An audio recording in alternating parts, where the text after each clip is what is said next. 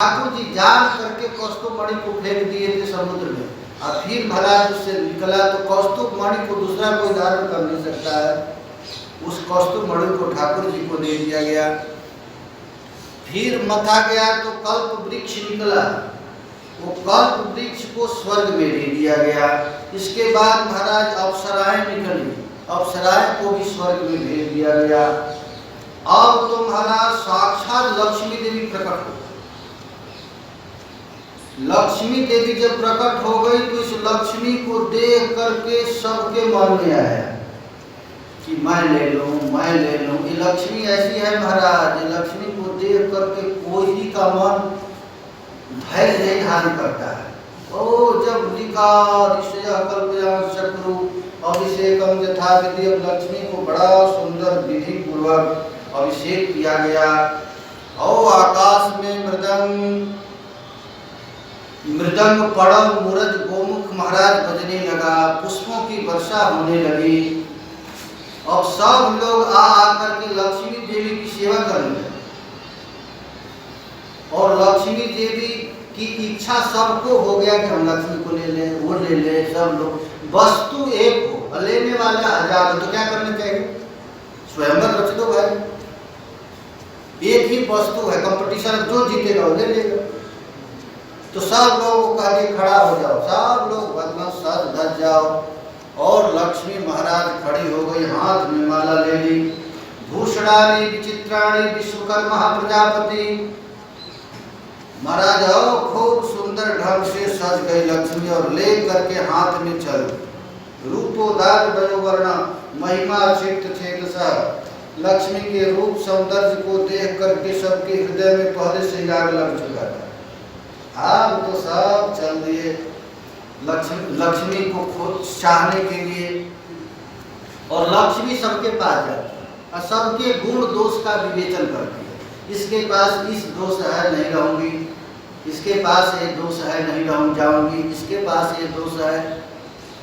ऋषियों के पास गई, नूनम तपोजन मन निर्जय। ये मुनि लोग तो बड़े बड़े तपस्वी हैं, लेकिन महाराज ये लोग भी काम के वशीभूत हो जाते हैं, इनके पास नहीं जाएंगे। किसी के पास का, इसके पास तो धर्म है लेकिन इनमें सौहार्द नहीं है, इसके पास नहीं जाएंगे। इंद्र के पास अंत में गए, इंद्र सब गुण संपन्न है लेकिन ये लोलुप है, विषय लोलुप है, इसके पास नहीं जाएंगे।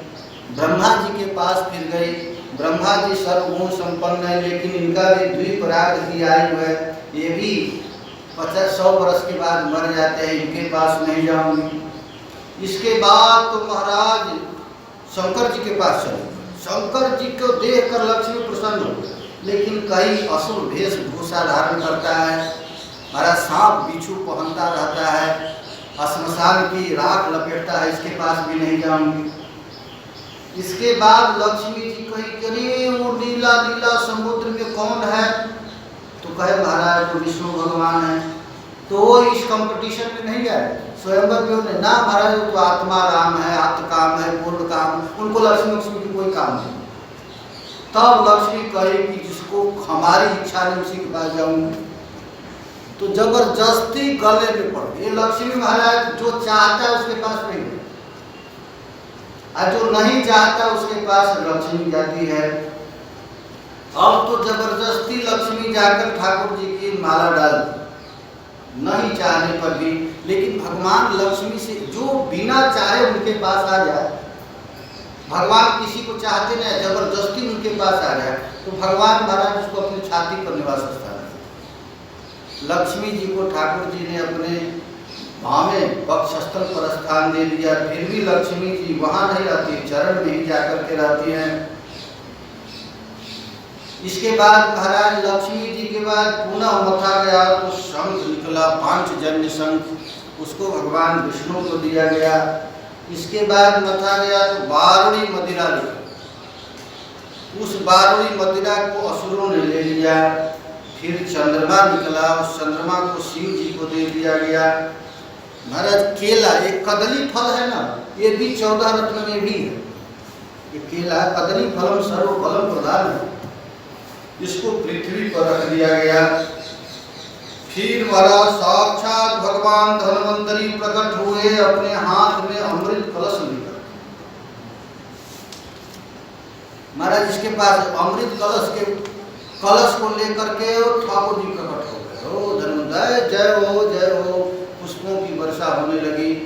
महाराज जल्दीबाजी, असुर क्या करता है, जल्दीबाजी करता है, सोचता विचारता है। देखा कि अरे जिसके लिए साक्षात हम लोग परिश्रम कर रहे थे वो तो अमृत प्रकट हो गया, और झपट करके भगवान धन्वंतरी के हाथ से छीन लिया और छीन करके चला भाग। चला भाग तो आसुर लोग पीछा किया, अहम पूर्वम न तम यदि प्रभु, पहले मैं पीऊंगा, तुम नहीं पियोगे। कुछ जो कमजोर थे कहने लगे ये भारी अनर्थ हो रहा है, बहुत भारी अनर्थ हो रहा है। अरे भाई मेहनत तो देवता भी किए हैं, उनको भी मिलना चाहिए। इस प्रकार महाराज झगड़ा हो गया। भगवान सोचे अब क्या किया जाए। उसी समय महाराज ठाकुर जी जहाँ वे लोग लड़ाई कर रहे थे उसी के बीच में ठाकुर जी प्रकट हो गया। और सुंदर स्त्री थे, नवजौवन निर्वृत्त स्तनम भारत सोई, नई जवानी के कारण अस्तर बिल्कुल सटे हुए थे। उन्हीं के भार से उनकी पतली कमर थी। नितंब देश बड़े सुंदर थे, जिनके नेत्र कुछ घबराहट के भाव में थे। केश पास में पुष्पों की गुच्छे लगी हुई थी। महाराज सुंदर आभूषण पहने हुए, इतना सुंदर रूप से ठाकुर जी सवृढ़ हास, थोड़ा लजाती हुई मुस्कुराती हुई महाराज वहां पर प्रकट हो गई। देवता देखो भाई, ये धन इत्यादि से भी अधिक मादकता स्त्री में है, इसीलिए स्त्री का एक नाम है प्रमदा। प्रमदा का अर्थ होता है जिसको देख कर ही मद चढ़ जाए। अब तो जो लोग अमृत के लिए लड़ रहे थे उस स्त्री को देखकर अमृत छोड़, और छोड़ करके कहने लगे अहो रूपम अहो धामम अहो वश्यानवम वयः इति ते ताम विद्रुत प्रपक्षु जात इच्छया। वे मन में सोचने लगे अरे ऐसा सुंदर, ऐसा शरीर की अद्भुत छटा छिटक रही है, तनिक इसकी उम्र को देखो। बस आपस में लॉकडाउन जो चालू हुआ था वो झगड़ा बंद हो गया। और झगड़ा बंद होकर के महाराज पूछने लगे कातुम कंजपलाक साक्षी कुतो वा किंचिकीर्षसि। अरे देवी तू कौन हो, तुम यहाँ क्या करना चाहती हो? हे बामुर, हे पतली कमल वाली, तुमको देख करके हमारे हृदय में आग लग गया है, बताओ तो सही। आज तक हम लोग स्वर्ग गए, पाताल गए, मनुष्य लोक में गए, लेकिन इतनी सुंदर स्त्री कभी देखे नहीं।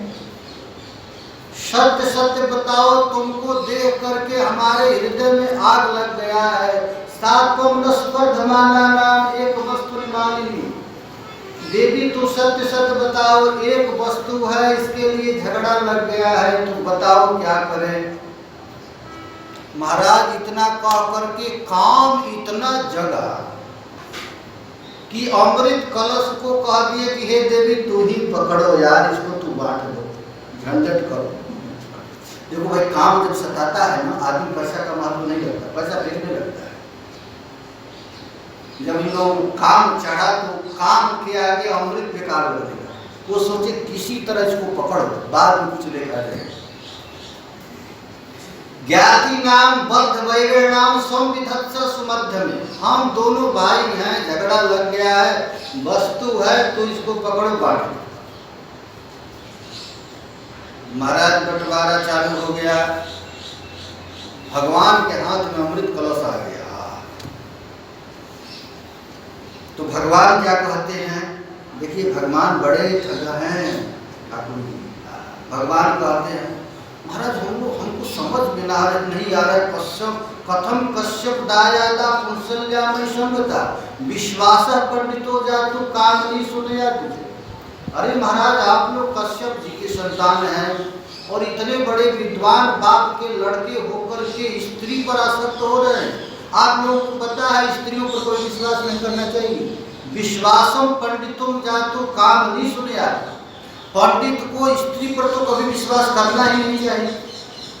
कुत्ते और व्यभिचारिणी स्त्रियों का मित्रता कभी टिकाऊ नहीं होता है। वे दोनों नया नया शिकार खोजते रहते हैं। और आप लोग स्त्री पर विश्वास कर लिए।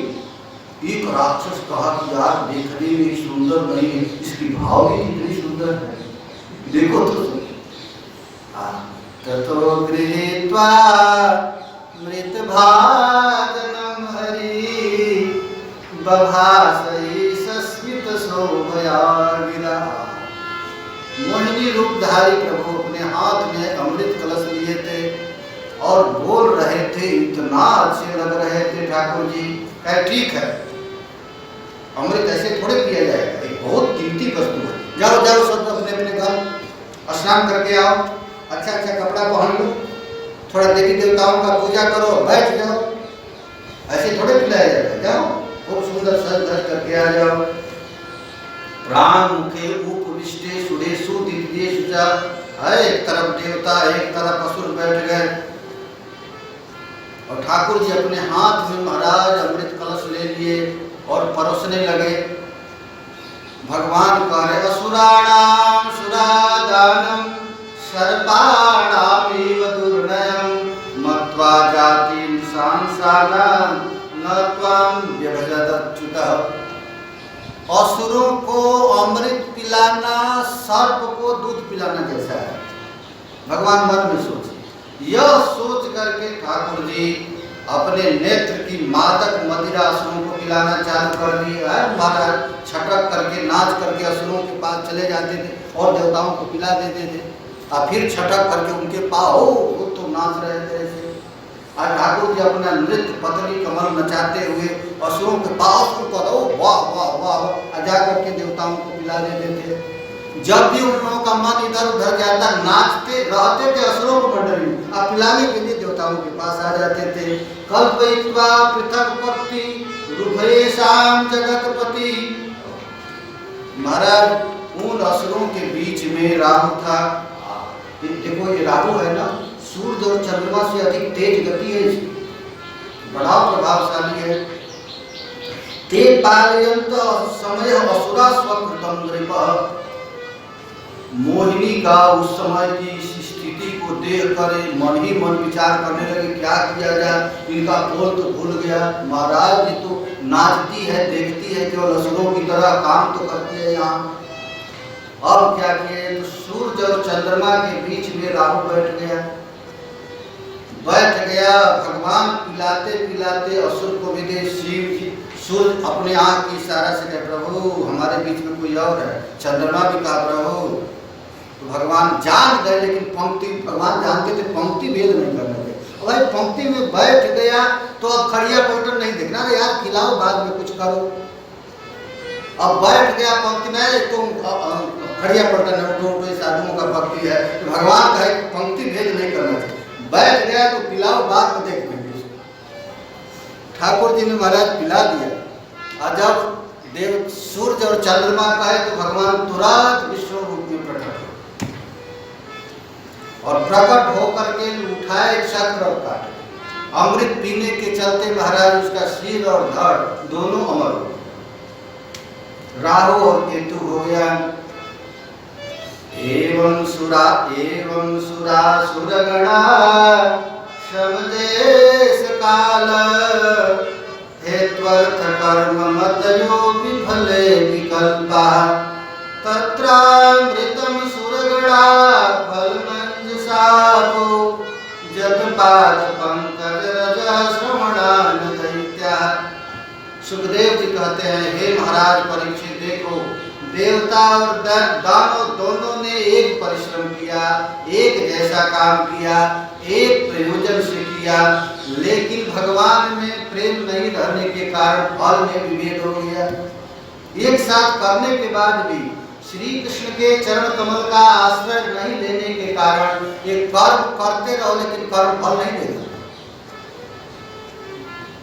जद जद चितो सुरभ सुकर्म मनो बचो भी। मनुष्य अपने प्राण धर्म कर्म और वाणी आदि से शरीर पुत्र इत्यादि के लिए जो भी करता है, हमारा सब व्यर्थ चला जाता है। जितना मेहनत से अपने स्त्री के लिए, पुत्र के लिए, घर के लिए, परिवार के लिए काम करता है, उससे थोड़ा भी भगवान के लिए करे तो भक्ति मिल जाए। लेकिन भगवान के चरणों में अनुराग नहीं करने के कारण जितना कर्म किया जाता है निष्फल चला जाता है। सर्वस्य तद्भवति मूल विशेषणं तथा। जो श्री कृष्ण के लिए महाराज निष्काम सेवा से भजन करता है, उसके थोड़े कर्म को भी भगवान बहुत अधिक मानते हैं। देवता और असुर महाराज देखे कि ये क्या हो गया, ये तो हमारा पूर्व शत्रु विष्णु ही है। अरे मोहिनी मोहिनी कोई नहीं था, तो हमारा दुश्मन था।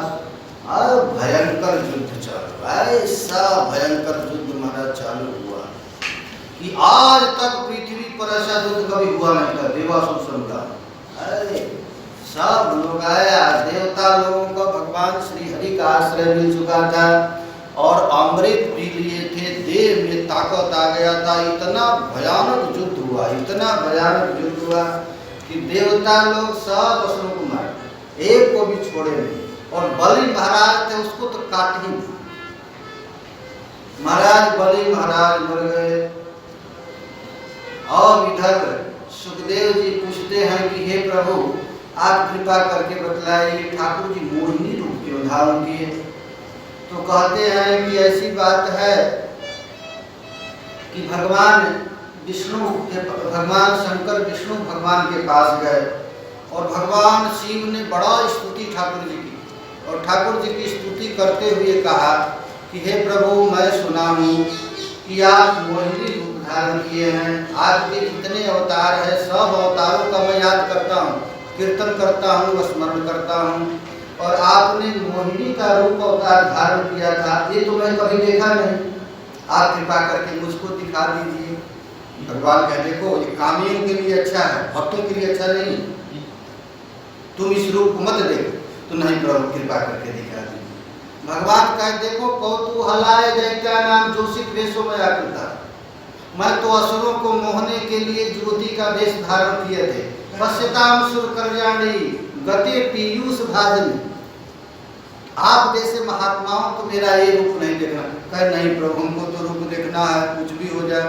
महाराज भगत हट कर दिया तो भगवान क्या करते, उसी समय शिव जी देखे ततो ददर्शो पवने वरस्त्रियं विचित्र पुष्पारुण पल्लवद्रुमे विक्रीडयन्ती कंदुक क्रीडया दुकोल पर्यस्त नितंब में खलो। ठाकुर जी महाराज प्रकट हो गए, एक छम छम छम छम नाचने लगे।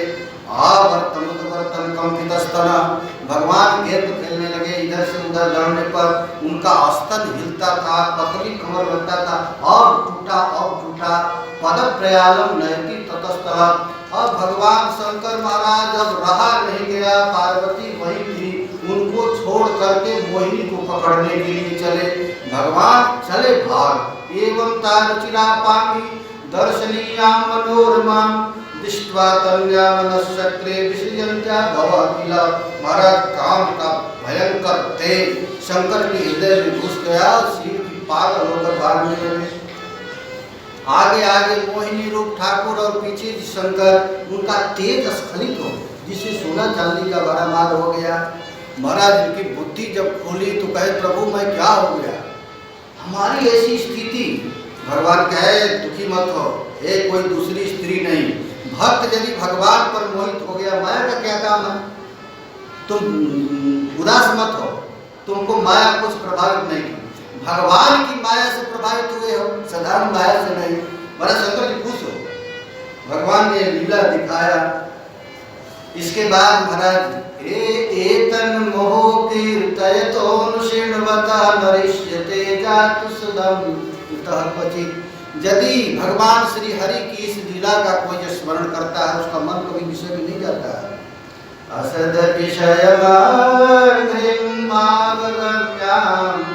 प्रपन्नाम मृतमरवर्यानाशकं सिंधुमध्यम कपट जुवति भेषो मोहयन्यः सुरारिं तममहमुपसितानां कामपूरं नतोऽस्मि।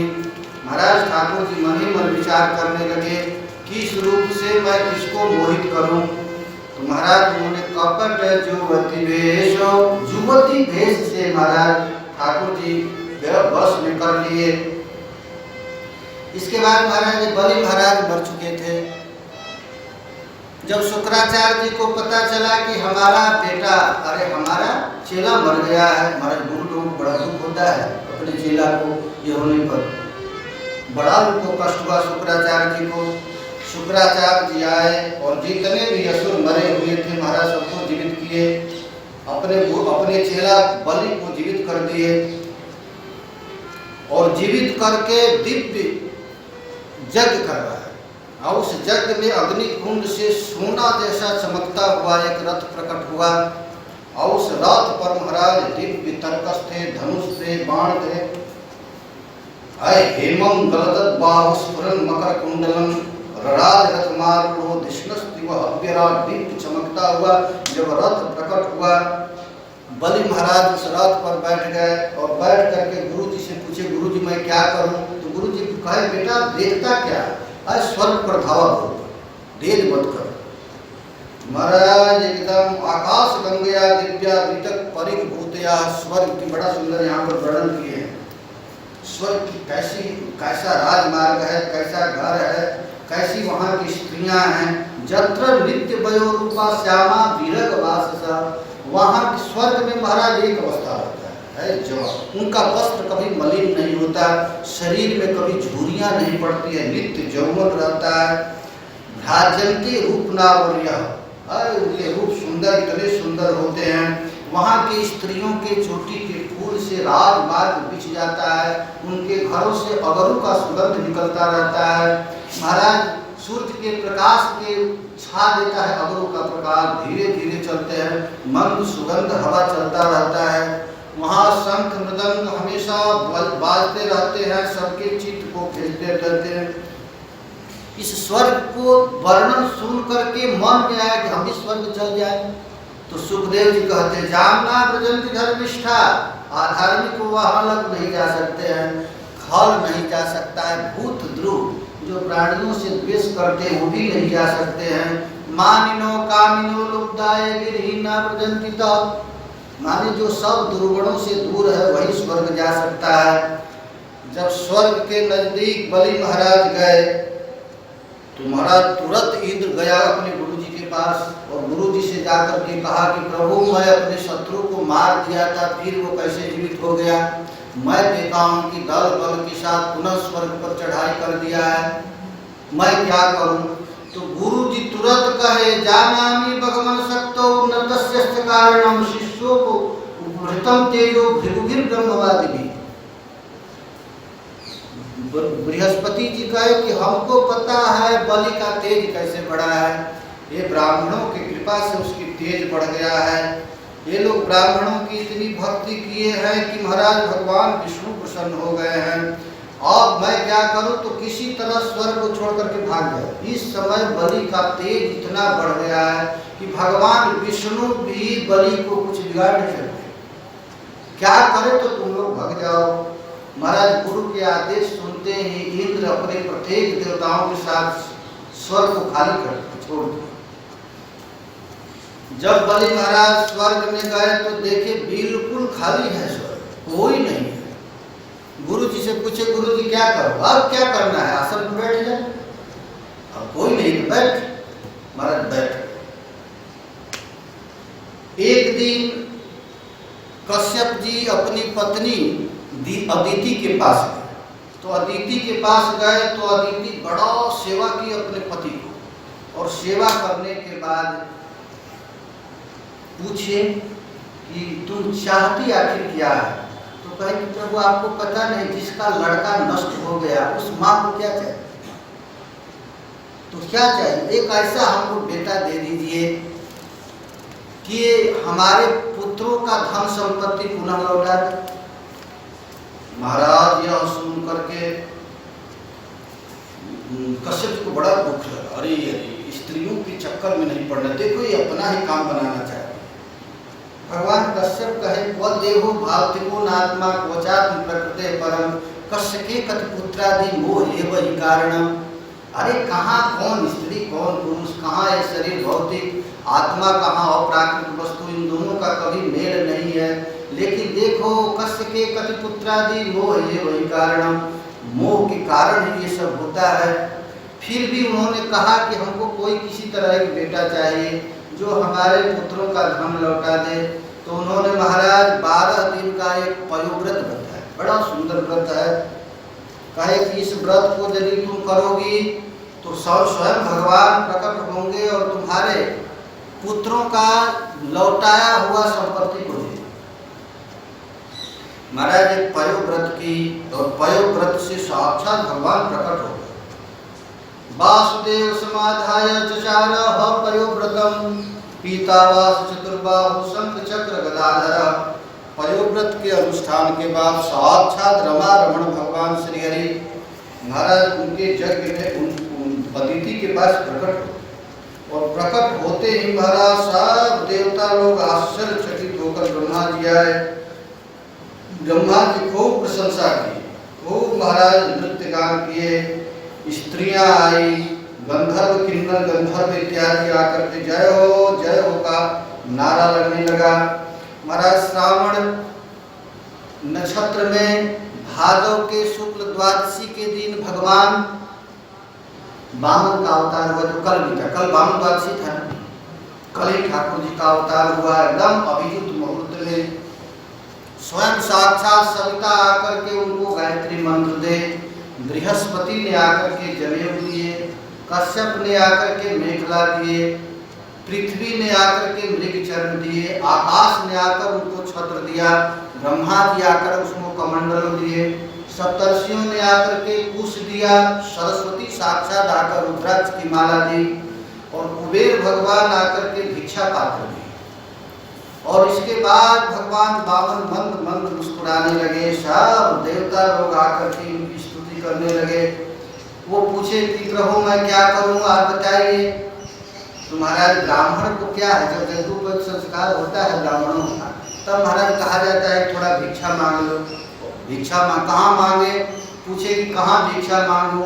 तो कश्यप जी कहे कि यहाँ से थोड़े दूर पर नर्मदा के तट पर बलि महाराज यज्ञ कर रहे हैं, आप वहीं चले जाइए। तो महाराज भगवान वामन, खूब सुंदर वामन वेशधारी ठाकुर जी, हाथ में कमंडल लिए, छत्र लेकर मंद मंद मुस्कुराते हुए वेद पाठ करते हुए चले गए। कहाँ? जहाँ बलि महाराज का सोमा यज्ञ हो रहा था। बलि महाराज देखे कि हमारे यज्ञ में ऐसा दिव्य महापुरुष प्रकट हो गए। हाथ जोड़ दी, स्वागतम ते नमस्तोभ्यं ब्रह्मन् किं करवामि ते ब्रह्मर्षिणां तपः साक्षात् मन्ये त्वारिगोधरम्। हे ब्राह्मण देवता, आपको नमस्कार है। लगता है कि ब्रह्मर्षियों का साक्षात तेज ही हमारे यज्ञ में प्रकट हो गया। आज हमारे पितर तृप्त हो गए, आज हमारा कुल पवित्र हो गया, आज मेरा यज्ञ पूरा हो गया। भगवान आगे तो भगवान, अरे आपके आने से हे ब्राह्मण कुमार, आपके अब तुरंत महाराज उनको पांव पखारने के लिए लाए, और पांव पखारे जल चरणामृत लिए सब जल को छिड़के बलि महाराज, और खुश होकर के कहे कि आपकी जो इच्छा है वो मांग लीजिए। गाम कांचनम गुणवद धाम वरिष्ठम, गांव मान लीजिए, धाम मान लीजिए, ग्रामान समृद्धाम तुर्गाम गजानवा रथास तथा रहतम संप्रतीक्षमे, जो आपकी इच्छा है उसे मान। महाराज सुखदेव जी कहते हैं राजा बलि के वचन धर्म भाव से भरे और बड़ा मधुर थे। उन्हें सुनकर भगवान की बड़ी प्रसन्नता हुए, और महाराज अभिनंदन करते हुए ठाकुर जी कहना प्रारंभ किए, राजन आपने जो कहा है अपने कुल परंपरा के अनुसार ही कहा है। मुझको पता है आपके कुल में कोई कंजूस आदमी जन्म नहीं, कोई किसी के कोई ब्राह्मण आपके घर में आपके कुल में किसी के पास गया और खाली हाथ नहीं लौटा। अरे कहाँ तक कहूँ महाराज बलि, आपके पिता विरोचन कितने बड़े ब्राह्मण भक्त थे। विरोचन के बाप प्रहलाद जी की तो कहना ही नहीं। अरे प्रहलाद के बाप हिरण्यकशिपु तो एक दिन हाथ में तलवार लेकर के वैकुंठ में चला गया भगवान विष्णु को मारने, लेकिन उसके तेज से भगवान विष्णु भी छिप गए। आप महाराज बलि कहने लगी, देखने में तो छोटा बच्चा है, दादा परदादा सबका नाम जानता है। महाराज ये बात सुनकर के और आश्चर्यचकित हो गए। अब तो इतना प्रसन्न हो गए और प्रसन्न होकर के कहे कि हे ब्राह्मण देवता, अब आप जो भी मांगना है मांग लो। तो कहे कि देखो भाई, हम ब्राह्मण हैं, ब्राह्मण का सबसे बड़ा गुण संतोष है। आप यदि देना चाहते हैं तो हमारे पैर से 3 पग जमीन दे दो। बलि महाराज कहे कि अरे अरे बूढ़ा जैसा बात करता है, लेकिन है तो बालक ही, बुद्धि तो थोड़ा है। अरे माम बचो भी समाराध्य लोका नाम एक ईश्वरम, अपनी वाणी से तीनों लोगों के मालिक को खुश कर लिया, और खुश करके पद त्रयम विदिते जो बुद्धिमान दिक्मा सुसा। और हमसे कहता है पद त्रयम, 3 पग, वो भी बामन अंगुली के थे महाराज, इतने छोटे, वो भी 3 पग मांग रहा है। न कुमान मान पग जो भूयो याचित महाराज से। अरे बच्चे, तुम थोड़ा सा विचार तो करो, किससे मांग रहे हो? अरे कम से कम इतना तो मांग लो कि जीवन में दोबारा किसी से मांगना न पड़े। अरे महाराज ठाकुर जी ये बात सुने तो मंद मंद मुस्कुराने लगे, और मुस्कुरा करके कहने लगे, अरे बलि जावंतो विषयो पृष्ठा त्रिलोक्या मजितेन्द्रिय न शक्नुवन्ति ते सर्वे प्रतिपूरयितुं नृप। जानते हो, संसार के जितना भी वस्तु यदि किसी एक आदमी को दे दिया तो कभी संतुष्ट नहीं होगा। न शक्नुवन्ति ते सर्वे, जो 3 पैर में संतुष्ट नहीं होगा उसको एक द्वीप भी दे दोगे तो संतुष्ट नहीं होगा। 9 वर्ष समेते न सप्त दीप वरिक्षया। इसलिए देखो, हम संतोषी ब्राह्मण हैं, और जो ब्राह्मण संतोषी नहीं है उसका जितना जप तप पूजा पाठ है वैसे ही नष्ट हो जाता है जैसे फूटे हुए घड़े में पानी। इसलिए तस्मात् त्रीणि पदान्येव वृणेतुं वरदर सभा, हमारे पैर से 3 पग जमीन मुझको दे दो, बस। जावत विहित प्रयोजनम, हम ब्राह्मण के बालक हैं, किसी के घर में बैठकर संध्या बंदन करते हैं तो कोई कहेगा उठ उठ, कम से कम 3 पग जमीन रहेगा तो बैठा रहेगा, कोई हटाएगा तो नहीं। केवल हमारे पैर से 3 पग जमीन दे दो, जावत विहित प्रयोजन। महाराज बलि महाराज कहे ठीक है भाई। जब देने ही वाले थे तब तक गुरु जी आ गए, शुक्राचार्य जी आ गए और कहे चला खबरदार, चुप, हाथ में पानी दिया रख, पहले हमारी बात सुन। बलि महाराज का क्या गुरुदेव क्या हो गया? तुमको पता है ऐसा वैरो